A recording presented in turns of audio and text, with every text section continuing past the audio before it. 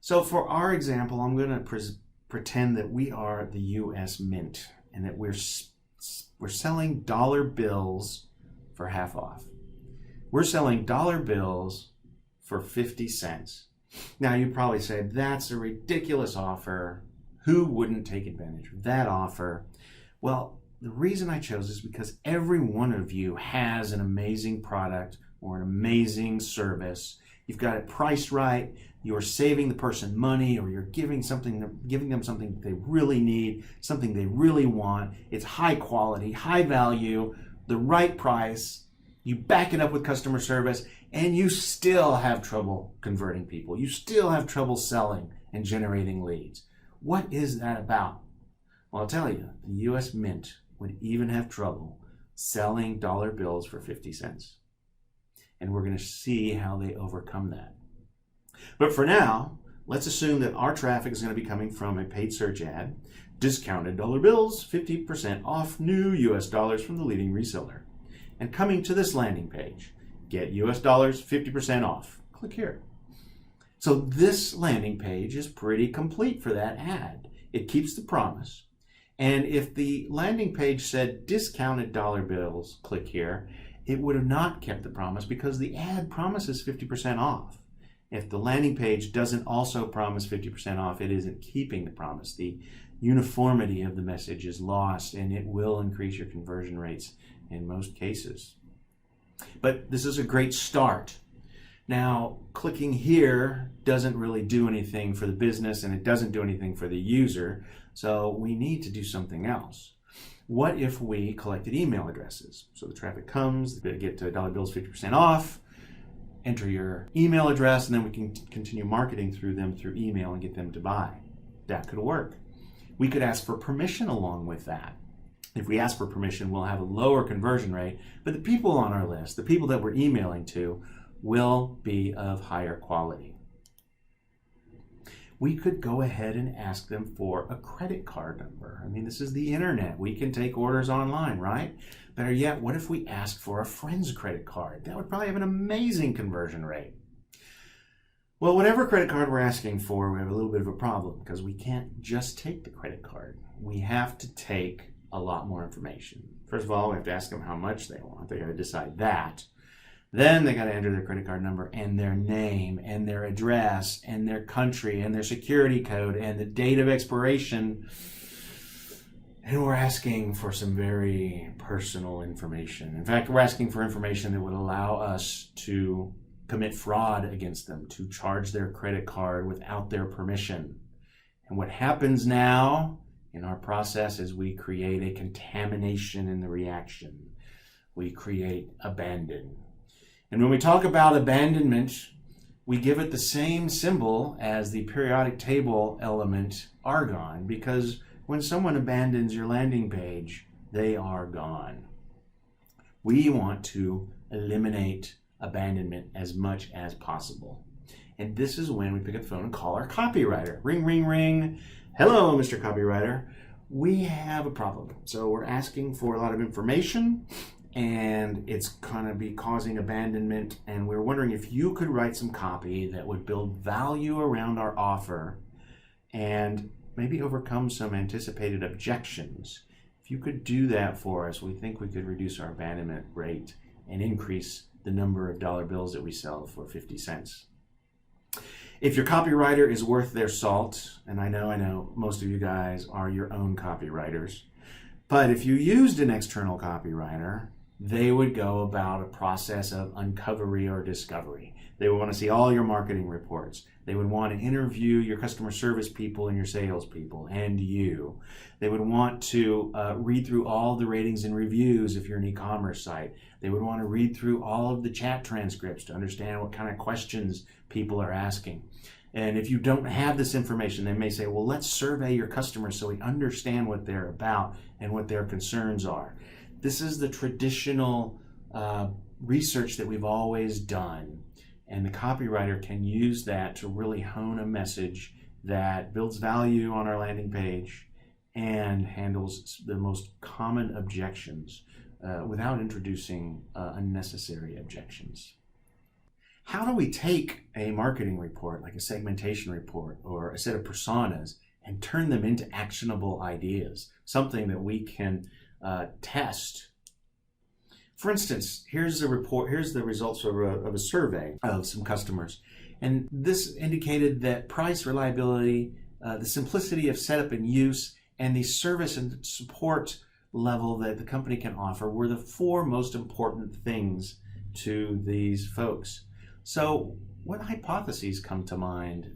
If price is the primary concern, should we just lower price?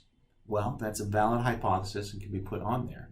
But can we present the price in a way that builds value and makes it look cheap? So in general, when we feel like we have a price problem, we find that you have a value problem, that you're not building the value consummate with a given price. Whenever we're testing, we always like to test on the value side of things, the right words, the right proof that builds value around a price. Reliability. Can you claim that you're reliable? Sure you can. But it's not going to be credible unless you have some proof. So this would be a hypothesis for this. We need to have some proof of reliability on our landing page. We'll write that on the list. That it's simple to set up and use. We might say, well, let's have some content that shows somebody setting up and using it. Video might be good for that. We'll write that idea on our list. So as you can see, as we go through this, each of these insights can generate specific content ideas and specific tactical ideas for our landing page. We don't have to leave these reports sitting in desk drawers collecting dust. Let's dig them out, let's read through them, and whenever we see a recommendation like this, let's go through and add some ideas to our hypothesis that would address that recommendation. These are the personas that we sell to. So as you're going through and understanding what each of these personas concerns are, what their care abouts are, what they want, turn those into ideas and add them to your list. As you comprehend them, you have to turn them into something that you can turn into action. And that's the beauty of this list that you hopefully are keeping open on your desktop all the time and writing in it as ideas come to you, because we don't want any of these ideas to be lost. So let's say that our copywriter goes off, does this research, and comes back and says, well, you know, people know what a dollar bill is. We don't really have to explain that to them.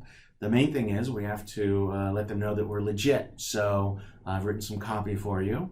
It's not very long. It says, from the leader in US dollar bill sales, that's the Mint, you can trust us.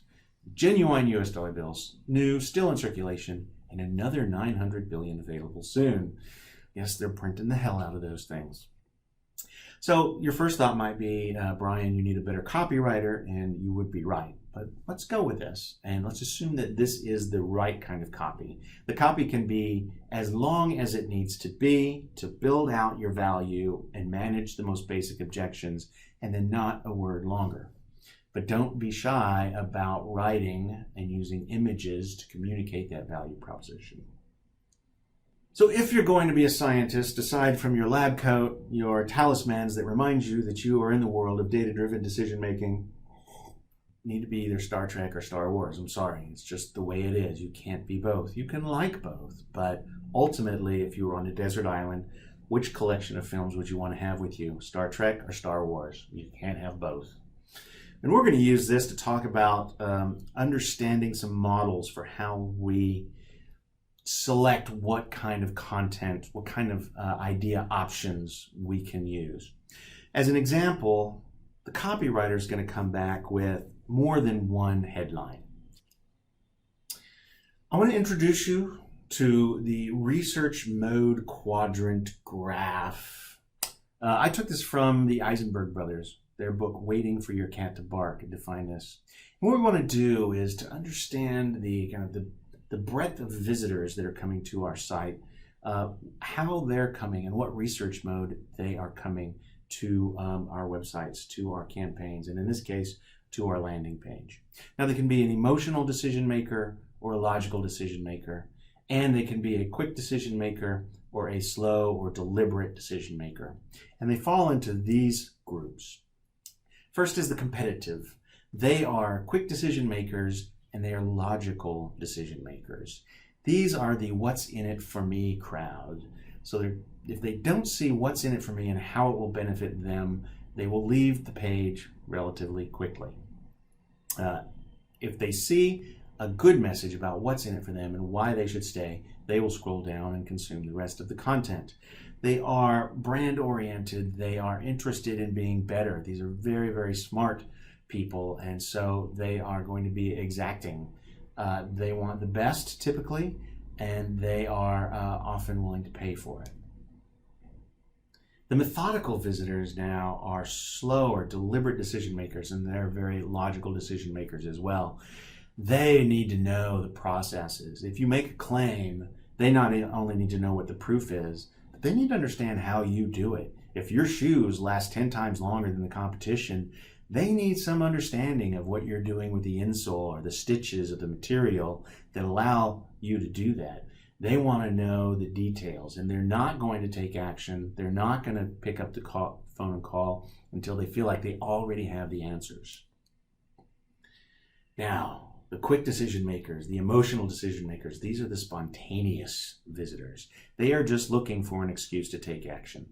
A lot of times, the visitors that have made a decision to buy your product after doing months of research will come in this mode. They said, I'm going to go buy that one, and they are just looking for the proper link to add to cart, select the color, select the size, and make the purchase.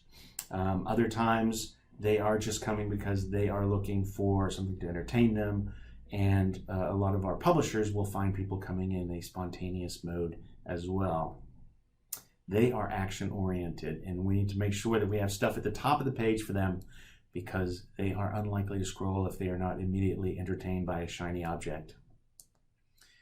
And then finally, we've got the humanists. The humanists are deliberate decision makers, and they're emotional. They're relationship oriented. They want to know how they're going to feel after they take action on the page. They want to understand what their relationship with you is. They are more likely to be interested in knowing who your employees are. They want to know what your values are. Those are the things that a humanist, someone coming in a humanist mode, will be looking for. And keep in mind, these are not personalities, because as I mentioned, someone can come and be very methodical during research, and when they decide to buy, they don't want to waste time. They'll come in a competitive or a spontaneous mode, just looking for the process that gets them through the purchase. So we want to serve individuals at all of their research modes. So what does this have to do with Star Wars versus Star Trek? Well, it turns out that the show Star Trek, the old one, had a perfect example of each of these modes of research. These quadrants are based on Myers-Briggs research. And so the signature of personality types that are coming to the page follows that Myers-Briggs notation. So the methodical is an SJ, a sensing, judging person. As I said, these are the gatekeepers, the people who keep the lights on, who drive the utilities. They're the reliable people who make sure things are working. The humanist is a Myers-Briggs symbol, an F, intuiting and feeling. These are the relationship folks that I talked about. The spontaneous person is sensing and perceiving. The world is its playground. These people love to take action. And then the NTs, the intuiting, thinking. These are brilliant people. These are really smart people. They believe in philosophical points. And it's just like the show Star Trek. So Scotty is the SJ, the officer who is making sure that the engines are running. And when the Enterprise is in a bind, he's the one who finds a little more power to save the day. The Dr. Bones is our NF, our humanist. He's compassionate medical doctor. He crackles at Spock, who seems to be this unfeeling, purely logical being. Then there's Kirk, the robust captain, the man who's going to take action, move forward. This is our spontaneous buyer. And Spock, the NT, the competitive, the brilliant science officer who is only interested in getting to the bottom of things, to finding the answers, to understanding what's going to serve him and his crew the best. If you're a Star Trek fan, this is your model for the different people coming to your website. And for those of you that are Star Wars fans, I have the equivalent here as well. Han Solo, the competitive, the guy who knew how to get out of every situation, who knows where all the secret traps are, the hideouts. He's the guy that can get the team where it needs to go as long as his self-interest is served. And then, of course, Luke Skywalker. All he wanted to do was get out and get into the rebellion. He didn't want to be a farmer. He was primed for action. Then Obi-Wan Kenobi. He was the methodical. He understood the workings of the Force and the history of everything. He guided them with the knowledge of how things are going to work and come together. And then, of course, Leia, the humanist, the feeling, often angry, often happy, always human character in the mix. So how are we going to use this knowledge to build our landing page? Well, here are 8 headlines that would work on our landing page. 8 headlines that keep the promise, but they're going to convert at very different levels, and they're going to convert differently for the different segments. We want to find the one that's going to serve all of those segments the best.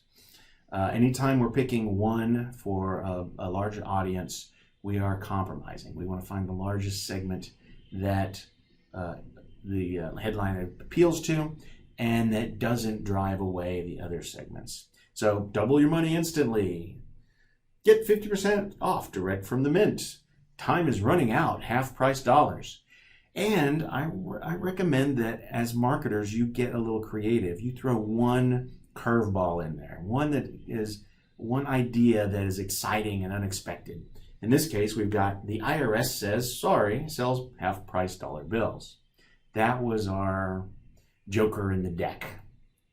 So here we have 8 headlines. We could easily come up with more. How do we figure out what we're going to test, what we're going to put in front of people or do an A/B test on? We use the grid. So what I've done is I've gone through and I've taken our headlines and I've mapped them onto the grid based on if I think that they are spontaneous, competitive, methodical, or humanist. Are they going to appeal to a deliberate decision maker or a quick decision maker? Are they going to appeal to an emotional decision maker or a logical decision maker? And this is what I came up with. So I felt that double your money instantly was a quick, emotional headline, as opposed to help us increase dollars in circulation with 50% off. That's for the methodical. He has to understand why we're doing this. 50% off dollar bills. Tell me why we're doing it. And I thought for the competitives, we would say save on half price dollar bills. And for our humanists, I thought that the IRS says sorry would really appeal to them, to the relationship-oriented folks. And I also liked this one for the humanists. Give us 50 cents, we'll give you $1. We're giving each other things. Isn't that amazing? So what this does is allow us to understand what the kind of the landscape of our headlines are. And if you ask me, we have a hole over there on the competitive side. Maybe we could write one that was more competitive for those folks. But what this allows us to do is to pick corner cases. So when we're testing, either through user testing, through A/B testing, we want really different treatments. We don't want something that's only a slightly different. This is why I always bristle when I hear that people are testing button color, because testing green versus orange is often just a subtle difference when we know that the answer is that the button has to pop, and we'll talk about that. So we want to look for the most different, and we're going to use this grid to decide what are the most different. So we take for the methodical, we take help us increase dollar bills in circulation with 50% off. For the competitive, we're going to take that save on half price dollar bills. For the spontaneous, double your money instantly. And then for the humanist, give us 50 cents, we'll give you $1. These are the ones that we want to take and put in front of people using a user testing. I'm going to take you through a process of testing a headline using user testing in our next session. But now we've narrowed our many headlines down into 4 good ones that we can start exercising. So I invite you to write 4 headlines for your landing page, or for the campaign that you're working on. These can be 4 headlines that you're using in an ad. But have those ready for the call this week, and we are going to be going through them and coming up with ways that we can test them, and also making sure that we have headlines that address each of the relevant quadrants. This technique works with almost anything. You can use it with bodies of copy. You can use directions. You can use this quadrant in all sorts of areas. If you've got copy that you feel is very methodical, you might try aiming it back towards competitive or down towards humanist and testing that sort of thing. It's just a good way to get your head around a lot of changes, as long as they have a theme that is driving towards one of these quadrants. And you can do images. You can choose images that appeal to the methodical, maybe things like screenshots, to the competitive, maybe things like the product on someone in motion. The humanists, you might want to have pictures of your employees or your customers, and the spontaneous person, they're going to want just the big arrow that tells them where they need to click to take action. One thing we want to do, though, is avoid what we call business porn. Here's an example of some images that if you leave your designer to their devices, they'll run off to a stock photography site and pull out one of these images. There's a test that you can use that I recommend. I call it the caption test. If you can't write a caption for an image that doesn't sound ridiculous, then you're probably okay. But if the only captions you can write are incredible, then you probably have business porn on your page. Like, take for instance the 2 shaking hands. I would write a caption that said something like, "We want to shake your hands because we want to start sending you invoices." That's probably the way your visitors are reading them. The headset hottie. We see these on sites so much that they're almost an icon, a great way to get people to call. But if I was to write a caption for this, it would be something like this. "I don't work here, but I'm pretty. Call me." Why not use an employee in that position, a real employee? The graphs that go up and to the right, that go red to green, but don't have any units and don't actually measure anything, are just gratuitous. The caption for this would be, "This doesn't mean anything, but doesn't it make you excited?" And then, of course, I don't know what this last one is. These kind of conceptual things that get put on websites. The only thing I could write for this one is, there's a man inside our website and he's touching things. So try the caption test on some of your pages and see if you can actually come up with a caption that works. I'm guessing you will find a lot that you can't. We want to remove business porn from our landing pages, so don't go off to a stock photo. Here's the image I chose. It's the product in its packaging. I thought that was very awesome. I simply dropped it onto the page here. We'll let the designer come in and help us out with the actual design at a later date. But we've got a pretty complete landing page here, don't we? And we've used our grid to come up with the right headline. In this case, get US dollars 50% off is the one we're going to go with for now, but I'm going to show you how to test out those other headlines. We've got the copy from our copywriter, and we are asking for enough information for the visitor to take action. Let's talk a little bit about trust and proof. These are what we call catalysts. They don't actually react with the other elements, but they make it burn faster. They make it burn hotter, and that's what we want from our landing pages. We want higher conversion rates. We want people to convert faster and more excitedly. So we're going to work some of these elements into our reaction. First of all, we're going to add our logo, the US Mint. People know the Mint. It has credibility. In most cases, we're going to use our logo on our landing pages, but here we're using it very purposefully.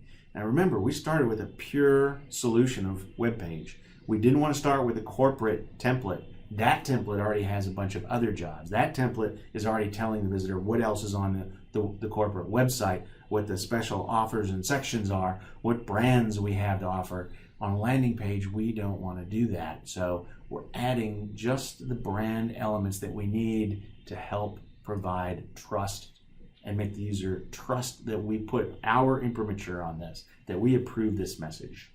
We can also borrow trust from other brands.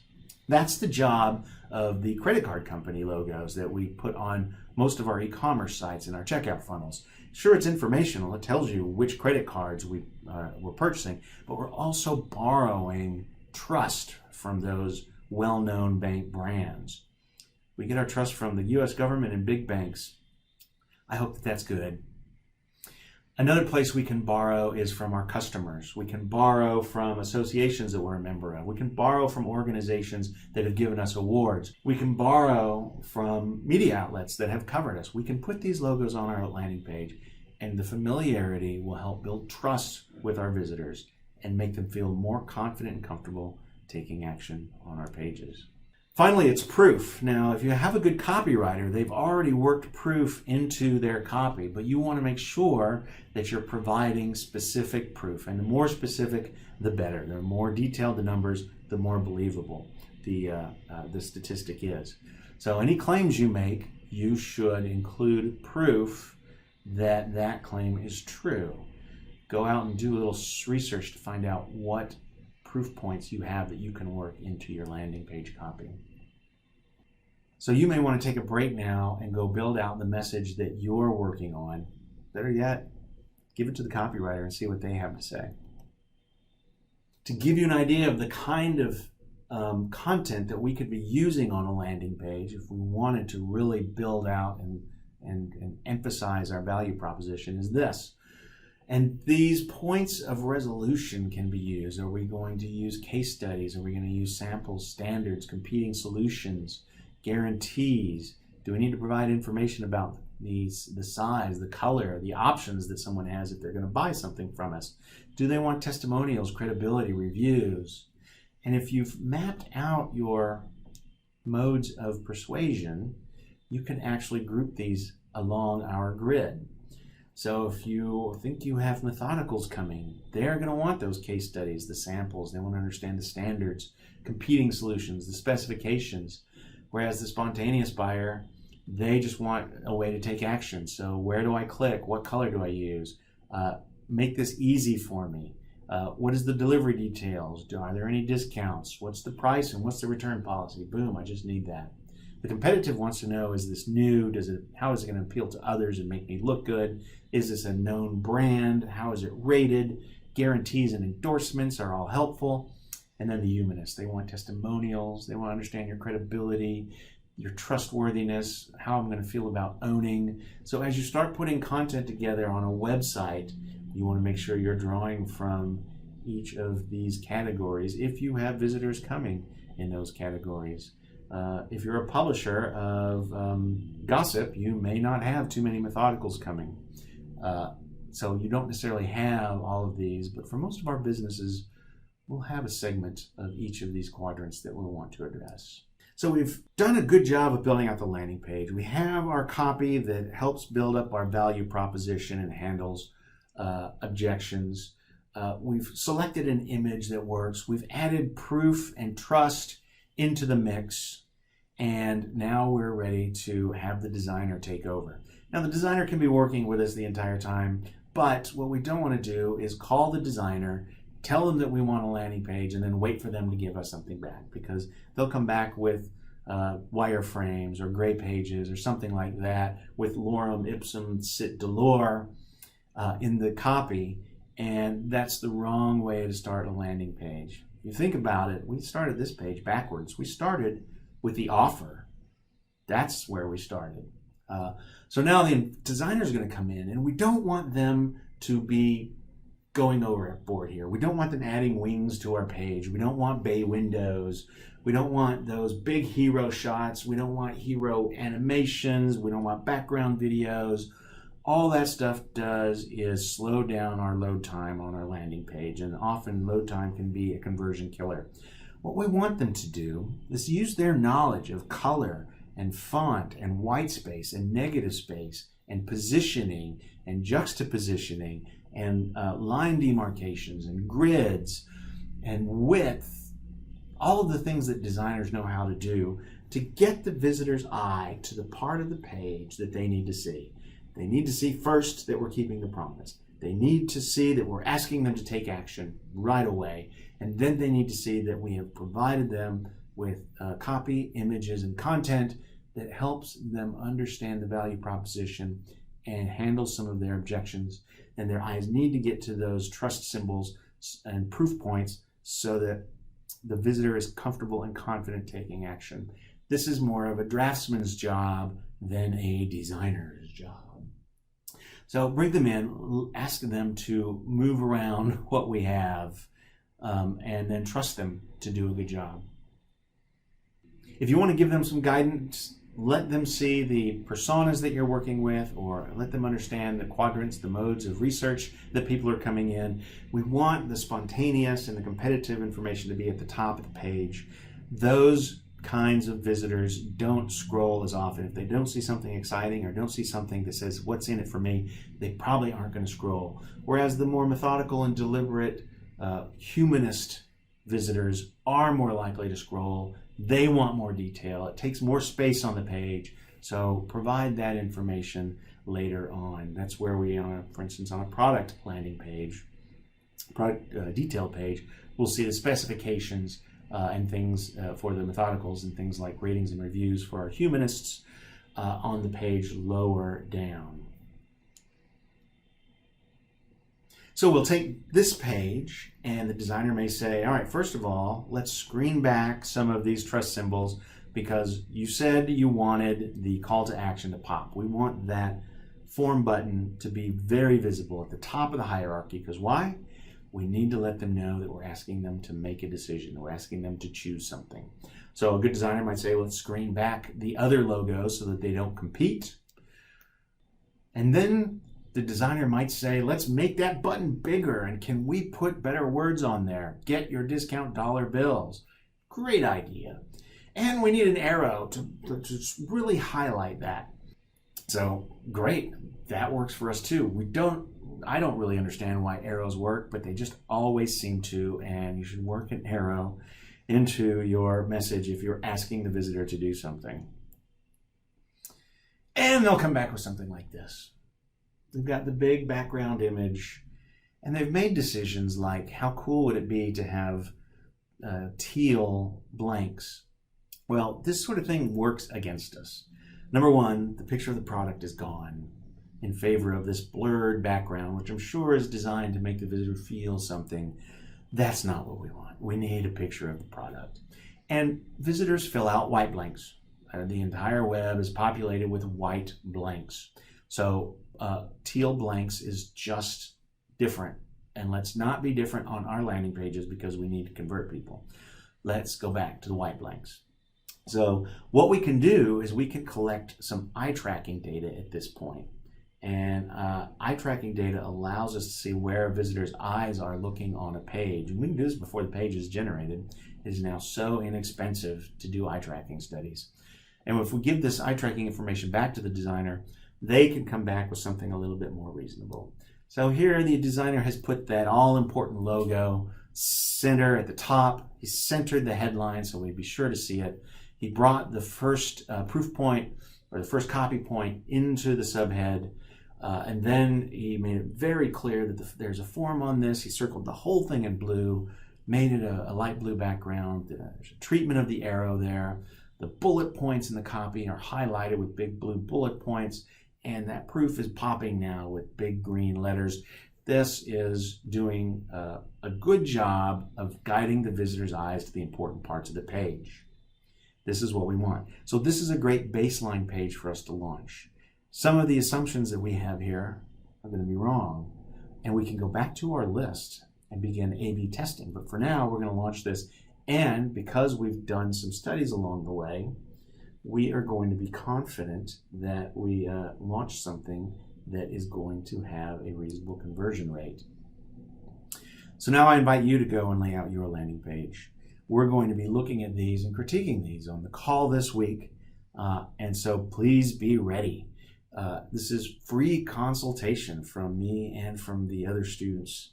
So I hope you'll be on the call ready with the page.